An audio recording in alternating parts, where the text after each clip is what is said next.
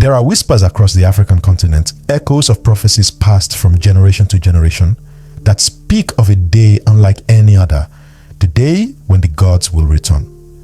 Not as distant memories preserved in ancient myths, but as real forces stepping once again into the world of mortals. Some believe their awakening will mark the end of an age, while others see it as the rebirth of something long forgotten. The prophecy is chilling because it suggests that the deities of Africa, hidden away for centuries, are not gone at all. They are only waiting, watching, biding their time until the right moment to rise again. But who are these gods, and why were they hidden in the first place? Why did entire civilizations once so deeply devoted to their pantheons shift their devotion to silence and secrecy? And what do the prophecies truly say about their return? These questions linger like shadows, creating a sense of mystery that has fascinated scholars, storytellers, and spiritual seekers alike. The legends do not simply belong to the past, they point to the future. And in that future lies the possibility of an event so monumental that it could shake the spiritual foundations of the modern world. To understand these prophecies, one must look at Africa not just as a continent of nations, but as the cradle of humanity itself.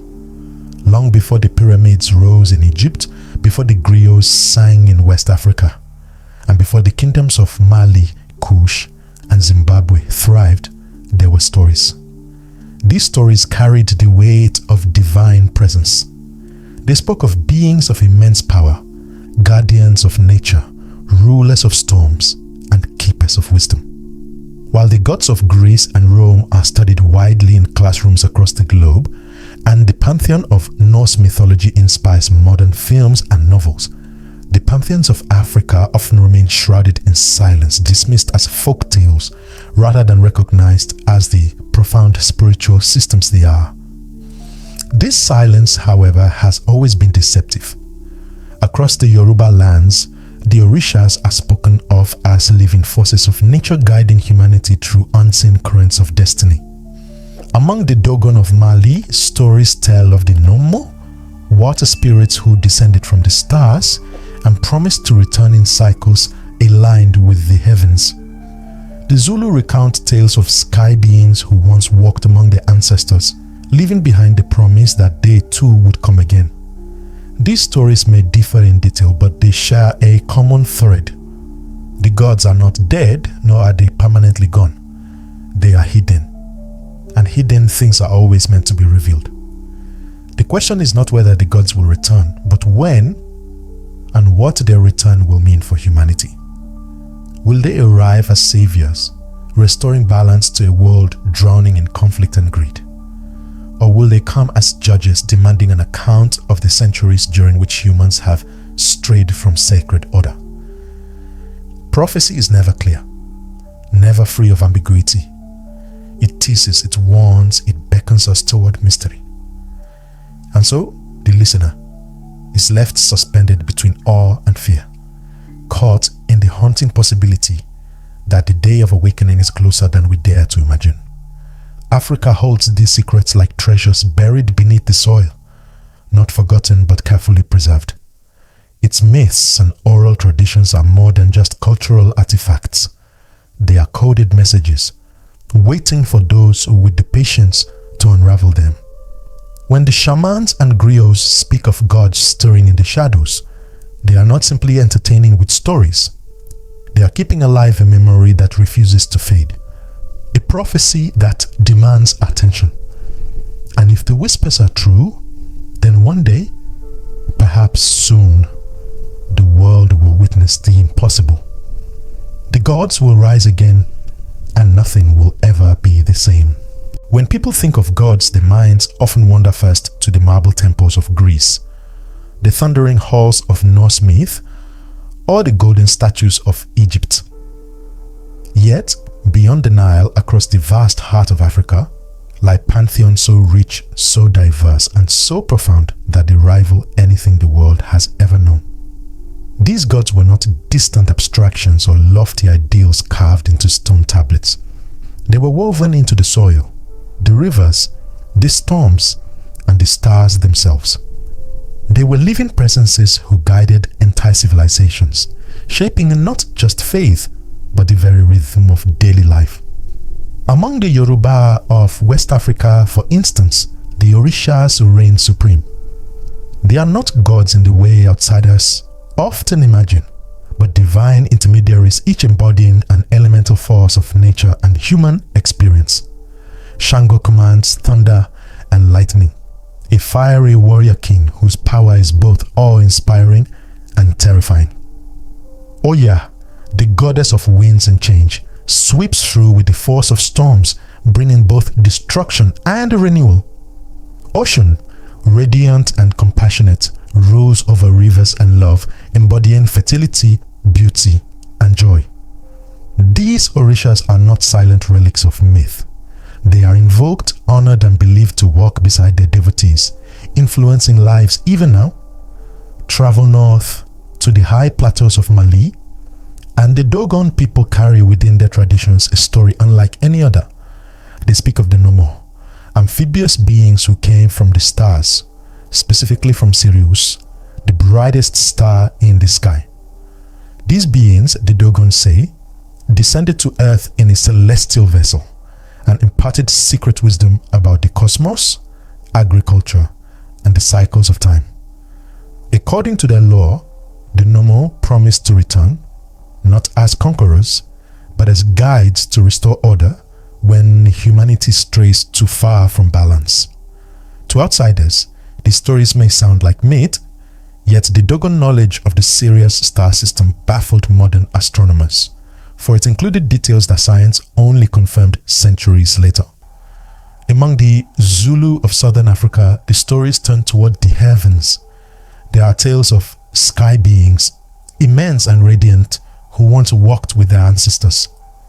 These beings were said to possess knowledge far beyond human comprehension, and their sudden departure left behind a promise. One day, they would return. The Zulu speak of them as watchers, as guardians who left humanity to grow, but who would reappear in times of great turmoil. This mirrors the idea found across other traditions. The gods are never truly gone. They are hidden, waiting, and their silence is not absence, but anticipation.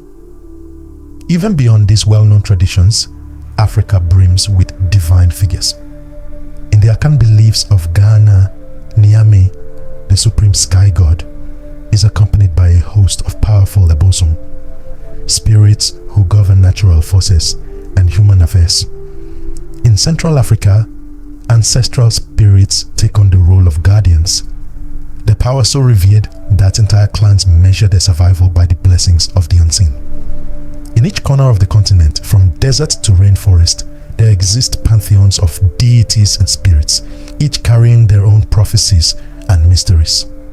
What unites all these pantheons is not simply their diversity, but their shared narrative. The gods once walked openly among humans, and their retreat did not mark an ending, but a withdrawal. In countless traditions, the gods did not die. They stepped aside. Some went underground into rivers or vanished into the skies.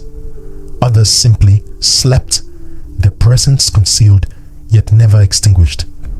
And always there is the whisper that they will return. The forgotten pantheons of Africa are only forgotten to those who choose not to listen. For those who still keep the old ways, the Orishas, the Nommo, the sky beings, and the Ebosom are as alive today as they were thousands of years ago. Their power lingers in rituals, in dreams, in visions, and in the beating heart of oral tradition. And if the prophecies are to be believed, their return will not be the awakening of myths, but the reappearance of forces that have never truly left.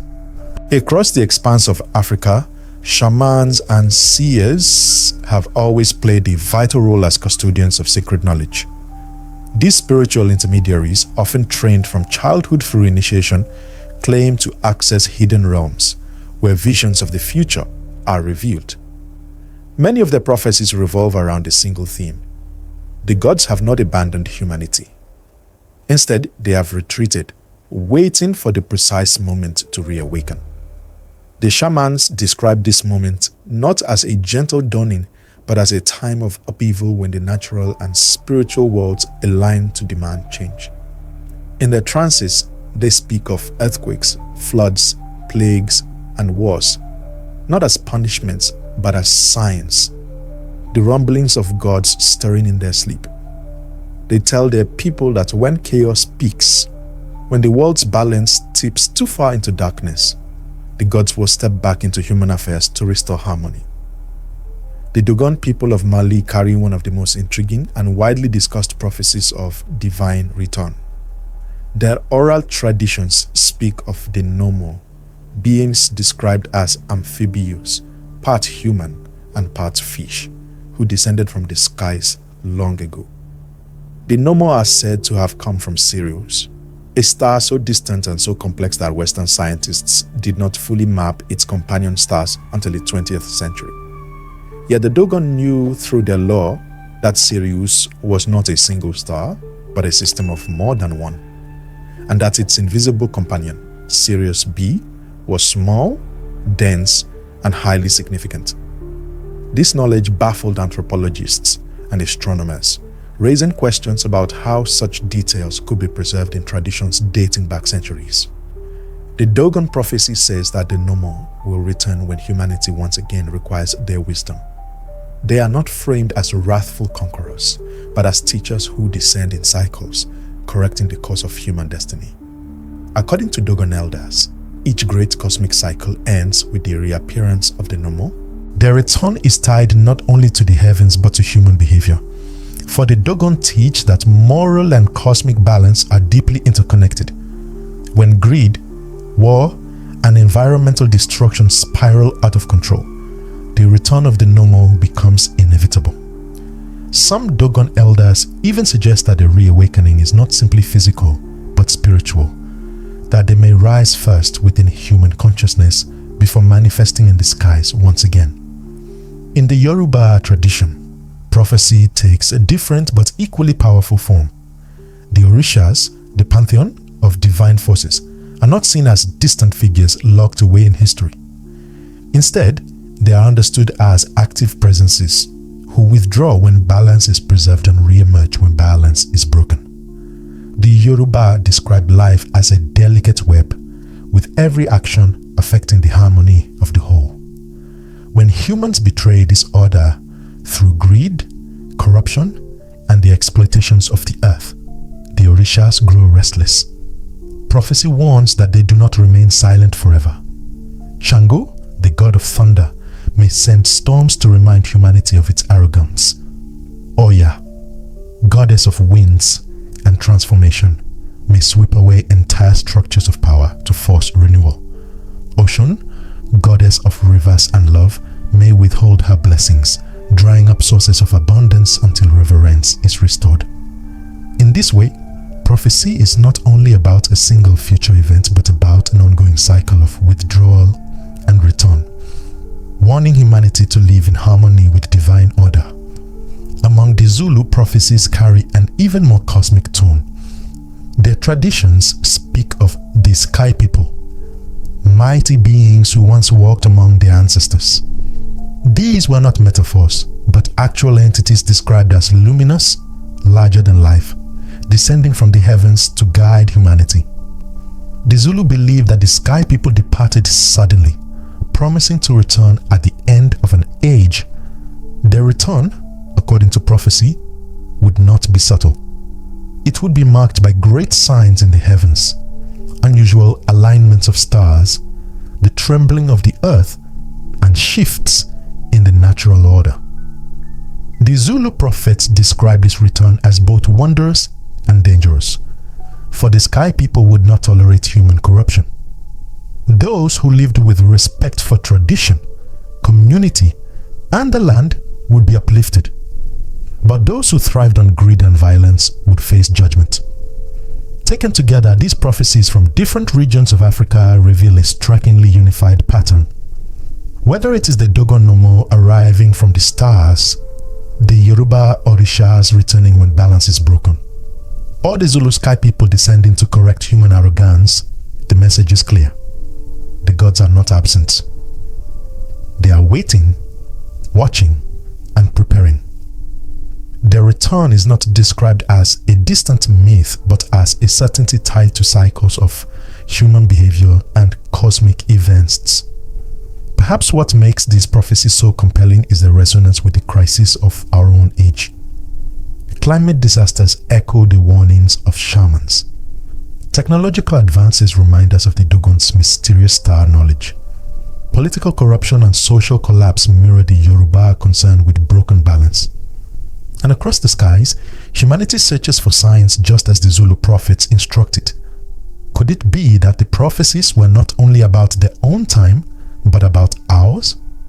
Could the gods be stirring even now, their return unfolding in ways we do not yet recognize? The prophecies of Africa remind us that the line between myth and destiny is not as clear as modern minds might wish.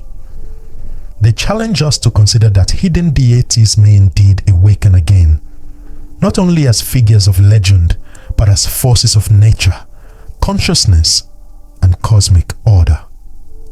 And if these ancient seers were right, the world as we know it may soon tremble under the footsteps of gods returning to reclaim their place among us.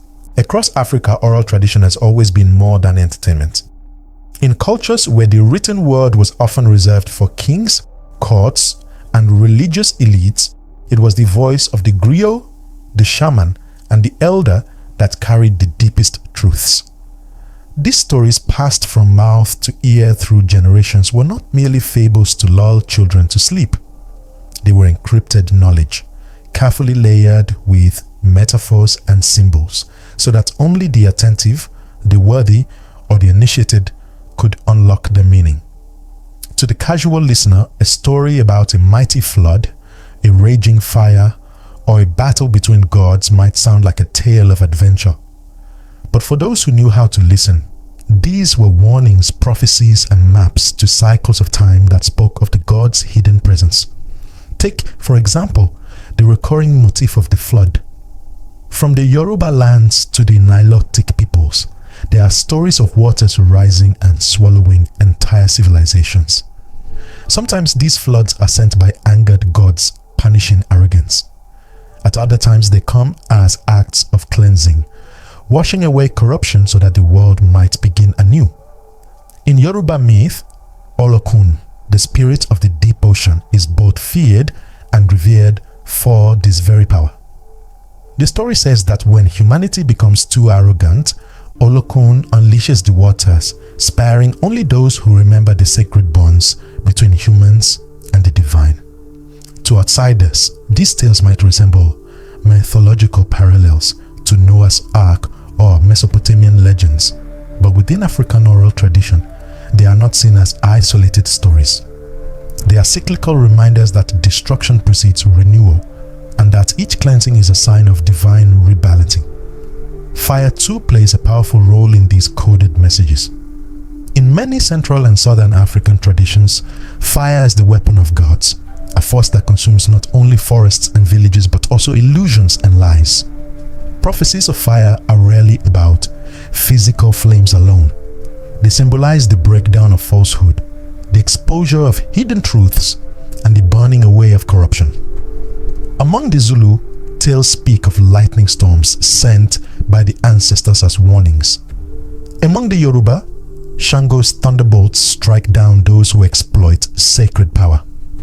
Fire is the great purifier, feared and respected, yet always linked to transformation. When elders recount tales of villages burned, of skies lit with a divine fire, they are not simply describing disasters of the past. They are reminding listeners that such purges are inevitable whenever humans forget their sacred responsibilities. Then there are stories of cosmic resets, cycles in which entire ages of humanity collapse and begin again. Among the Dogon, time is measured in great spirals, each one marked by the descent or withdrawal of the Nommo. When the world reaches the end of one spiral, chaos reigns until the gods return to reset the balance. Similarly, in many Bantu traditions, elders speak of ages where humanity strays so far from the ways of the ancestors that the earth itself revolts. Crops fail, rivers dry, animals vanish, and only through divine intervention can life be renewed. These cycles are not framed as random.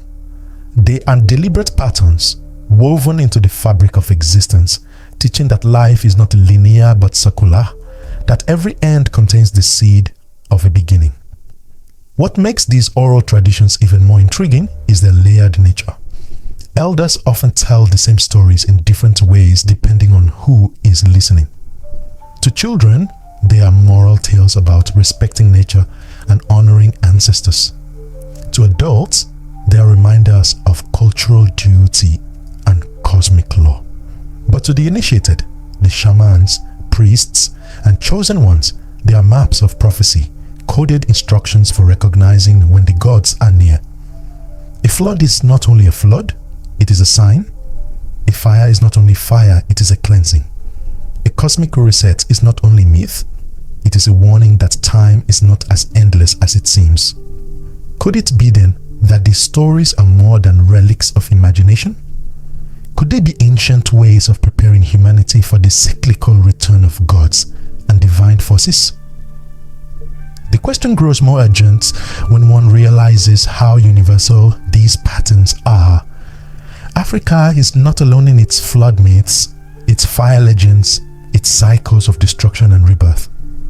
Similar stories appear in Asia, the Americas, and Europe, suggesting that humanity everywhere has encoded its memories of past divine interventions. But within African traditions, the emphasis is sharper. The gods do not merely reset the world, they return with it, awakening alongside the cycles they govern. Oral traditions then may be less about the past than about the future. They are like riddles whose answers have not yet been revealed, waiting for the right generation to understand them. When elders tell of floods, fires, and cosmic spirals, they are not speaking only of what was, but of what will be. They are offering a prophetic mirror, daring us to see in today's crisis. Rising seas, raging wildfires, ecological collapse, the same signs that their ancestors warned of long ago. And if they are right, then the stories are not myths at all, but coded messages reminding us that the God's return is not just a possibility. It is part of the eternal rhythm of creation itself. In recent years, something remarkable has begun to stir across the globe. After centuries in which African spiritual systems were suppressed, dismissed, or hidden beneath layers of colonial influence, they are experiencing a rebirth. From the bustling streets of Lagos to the vibrant neighborhoods of New York, from the villages of Ghana to the cultural movements of Brazil and the Caribbean, there is a renewed fascination with Africa's spiritual traditions. Temples once shuttered are opening their doors. Ancestral rituals long performed in secret are being shared openly. The gods who were said to be sleeping are suddenly being called by name again. This resurgence is not a coincidence. Many see it as a sign that the prophecies are unfolding, that the gods are making themselves known through the hearts and minds of people who feel drawn back to their ancestral roots. Across the diaspora, young people are seeking out the wisdom of Ifa divination, the rhythms of drumming ceremonies, and the sacred dances of the Orishas. Santeria in Cuba, Candomblé in Brazil, and Voodoo in Haiti, faiths born from the fusion of African spirituality with the struggle of the enslaved peoples, are rising in visibility and respect. What was once labeled superstition is now being embraced as profound spiritual science, as living proof that the gods never truly left. Dreams and visions are also becoming more prominent in this awakening. Spiritual leaders across Africa report that individuals, many of them previously disconnected from traditional practices, are coming forward with vivid dreams of rivers, storms, fire, and ancestral figures speaking in forgotten tongues. These visions often carry messages of urgency, warnings of imbalance, calls to return to harmony, or glimpses of divine figures stepping back into the world. For the Yoruba, such dreams are interpreted as signs that the Orishas are restless, that they are knocking on the doors of human consciousness once again. Among the Zulu, some claim to have seen sky beings in visions, luminous presences who remind them of the old prophecies that the sky people would return in a time of turmoil. Movements built around these experiences are beginning to take shape. Spiritual communities are forming, not only to practice rituals, but to reconnect with the values that those rituals represent. Respect for nature, reverence for ancestors, and balance between humanity and the cosmos. In South Africa, traditional healers known as sangomas are gaining new recognition, bridging ancient wisdom with modern life. In Nigeria, gatherings for Orisha worship draw both locals and members of the diaspora who have traveled halfway across the world to reconnect with the gods of their ancestors. Across the Atlantic, in cities like New Orleans, Salvador, and Havana, people speak openly of being called by the spirits, compelled to serve as mediums, priests, and healers. The parallels between these awakenings and the ancient prophecies are difficult to ignore. The Dogon elders said the Nommo would return when humanity lost its way, bringing with them knowledge to guide us back.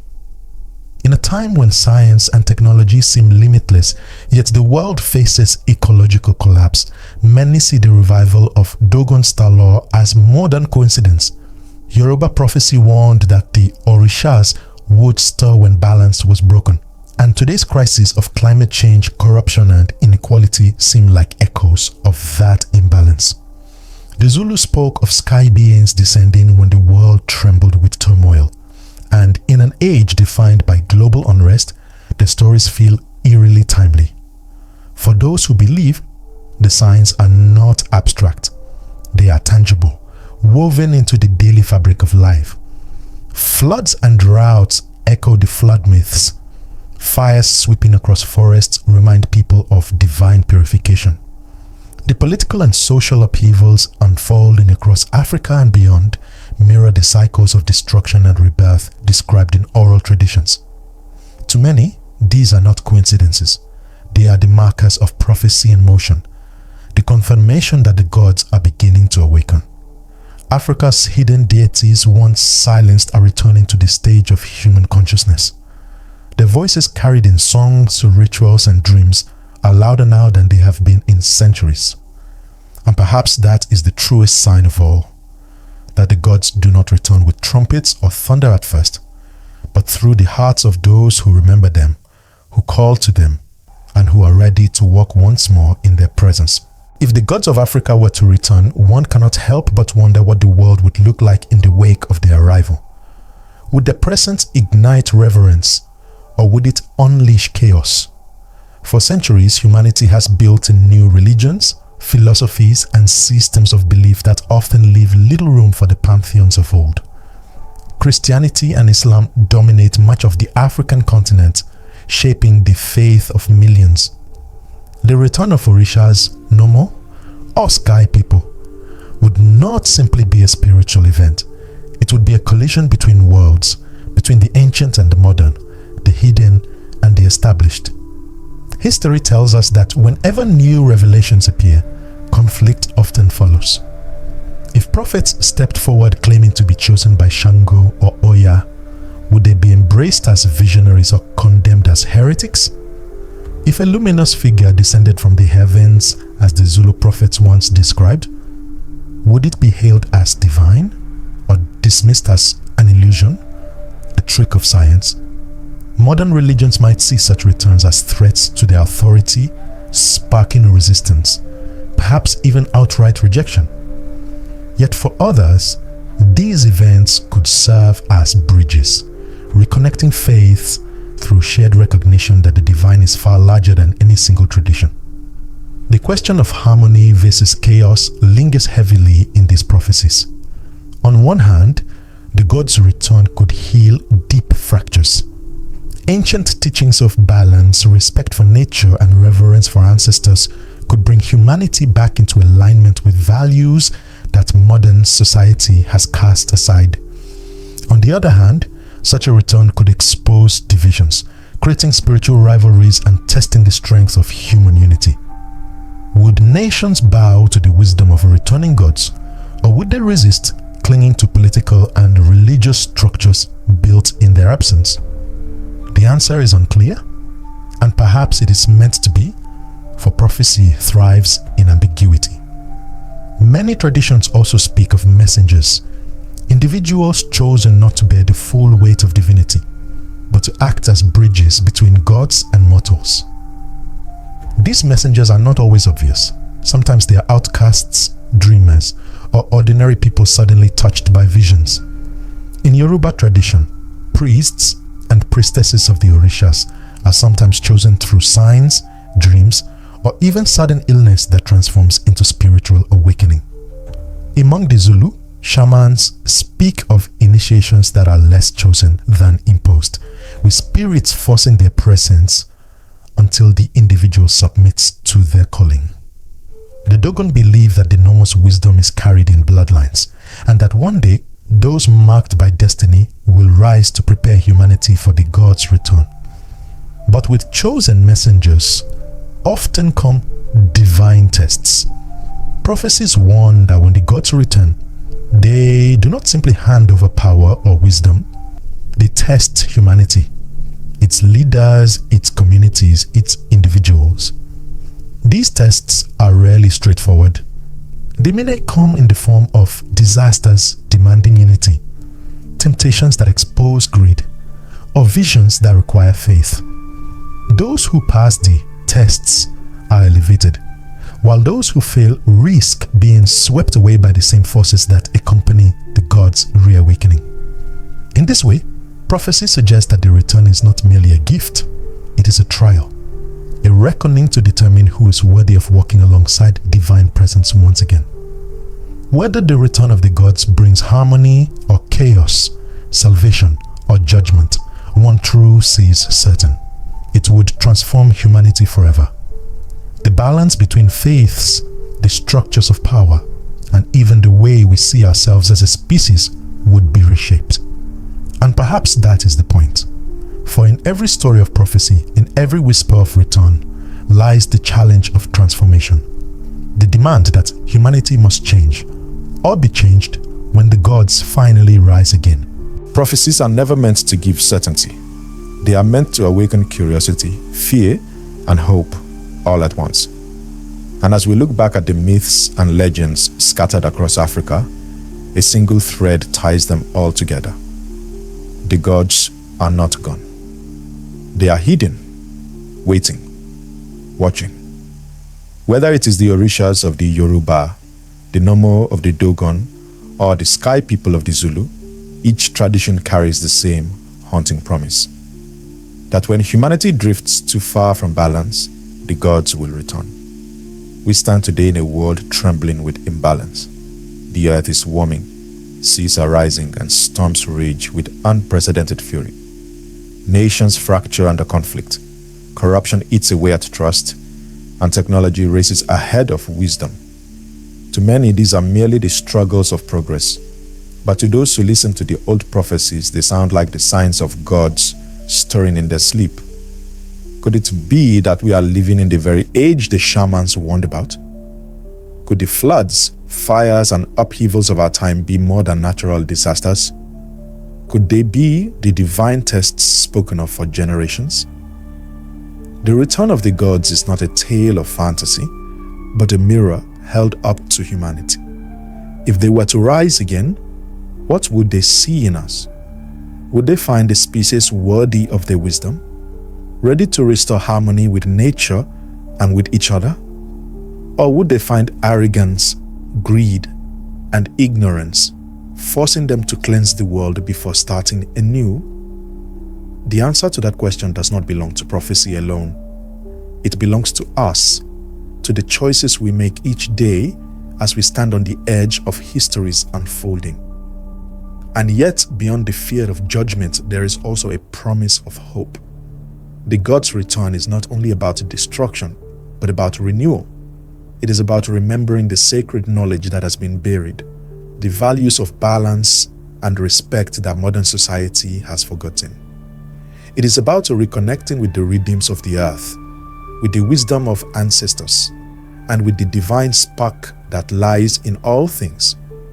Perhaps the God's awakening will not come as thunder in the skies, but as a quiet stirring in human hearts, a rising awareness that we are not alone, that we have never been alone. So, as we close this journey through Africa's hidden prophecies, we are left with a question that lingers.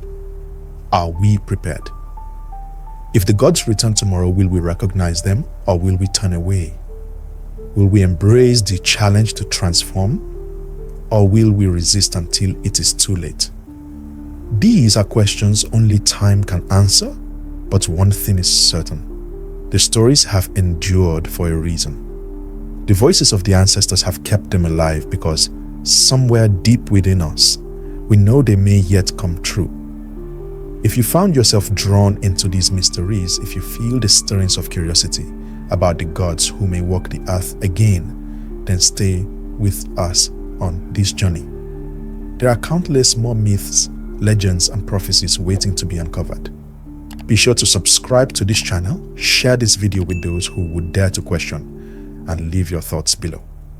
Do you believe the gods will return? And if so, what do you think they will find when they do?